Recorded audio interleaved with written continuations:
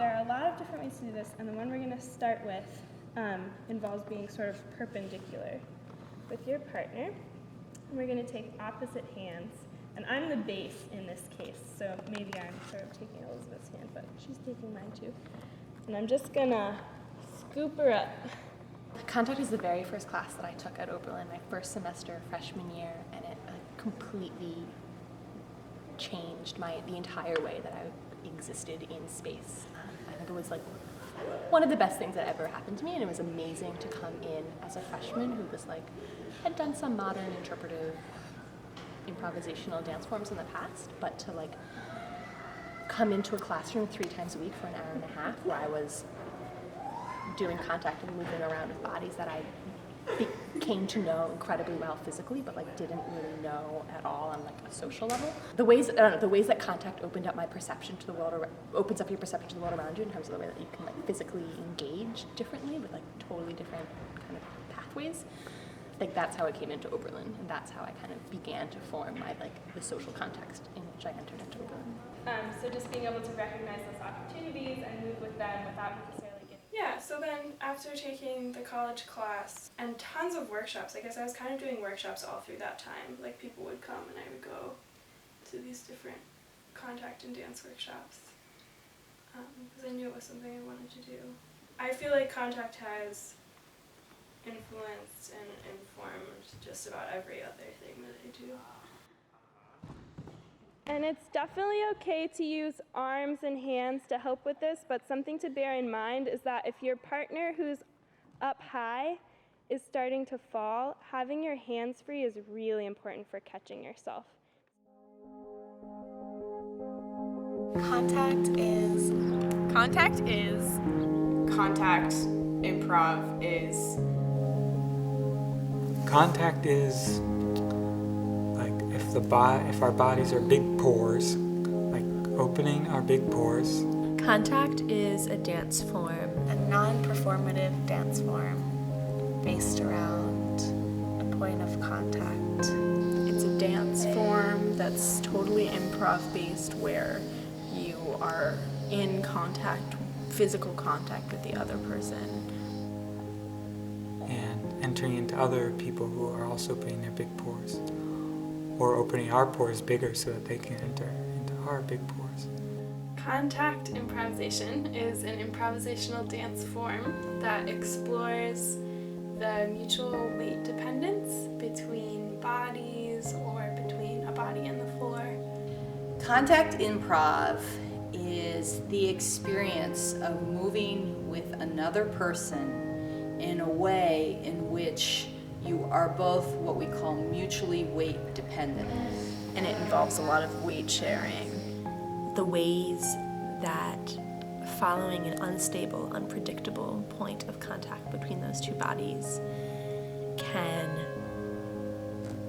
form a dance. If there is mutual weight dependence, there's a point of contact, and if it's truly mutual and truly dependent, so if I move, then you fall down, and if you move, then I fall down, that this point of contact is inherently unstable. Contact is following an unpredictable, unknown point between two bodies and letting the dance arise out of that point.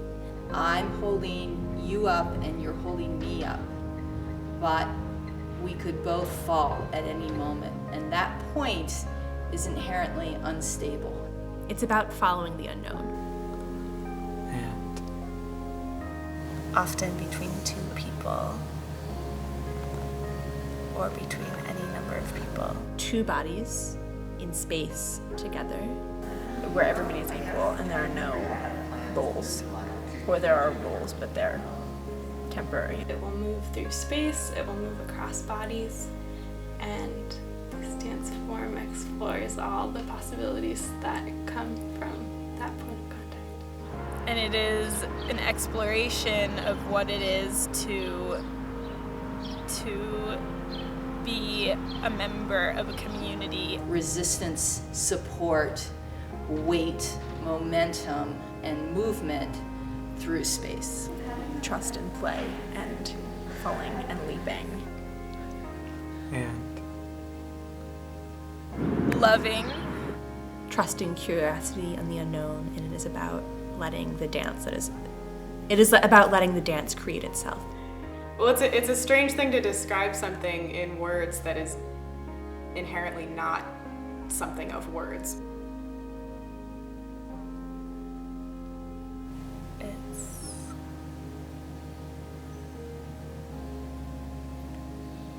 really fun. I think it can continue outside the room, of course. I think that's kind of the idea. Communicating, it is hearing, and it is speaking, it is supporting. A way of having conversations with people without using language, but using your entire body. That's one thing.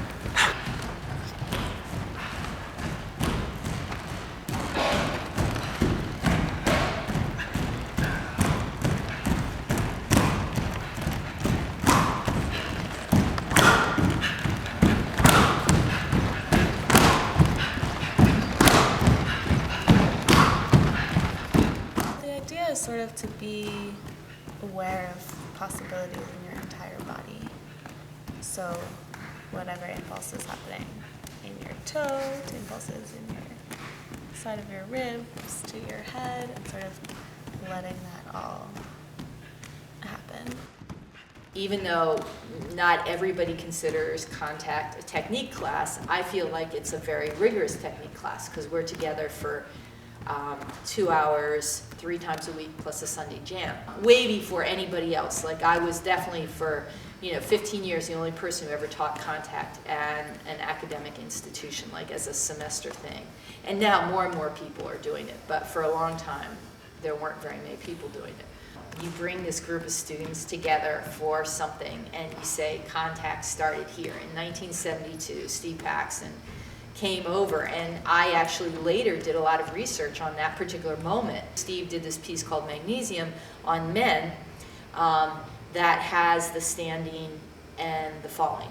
Then Nancy Stark Smith was a student here, and she said to Steve, I'm really interested in this work if you ever want to do it with not just men and women, And so he invited her and a bunch of people to a gallery in the summer in New York City, and they just danced. They just danced and slept in the gallery 24 hours a day, and people would just come by and watch them try to figure out these things. And there are videos of it, where they just launch at each other and fall, and it's before anybody knew anything about how to catch, how to use momentum. They were just experimenting. But it was a very cool, very kind of typical early 70s moment.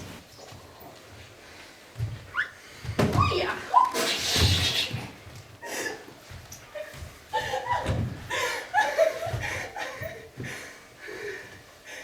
I didn't necessarily want to take contact, but it fit really well with my schedule, and I knew I would move, and I knew it would be a challenge for me.